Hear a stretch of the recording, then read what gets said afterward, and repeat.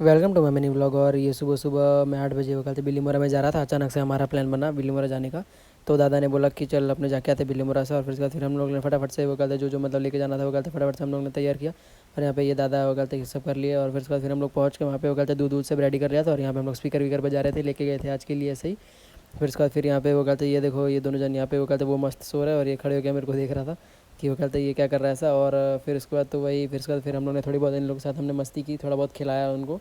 और फिर उसके बाद वो कहते गाय तो भी थी नहीं, क्योंकि वो कहते अभी वो कहते उन वो कहते मतलब हम लोग शाम को आते या तो सुबह आते, उन लोग का 2 टाइम है। तो वो कहते तो उस वो कहते तो उसमें आते। तो उसके बाद हम लोग वो कहते ये हम लोग मिले थे तो इन लोग को ही वो कहते हम लोग ने खिलाया फटाफट से। और फिर उसके बाद और ये उसके आगे यहाँ पे वो कहते दोनों जन बैठे हुए थे। और यहाँ पे वो कहते हमारी गाड़ी खड़ी हुई थी। और वो कहते ये बहुत धूप हो चुका था। और फिर उसके बाद फिर हम लोग फटाफट से फिर हम लोग शाम के टाइम पे ये कहते हम लोग सेव पूरी खाने चले जाते। तो चलो मिलते हैं कल के मिनी ब्लॉग में, तब तक के लिए बाय बाय।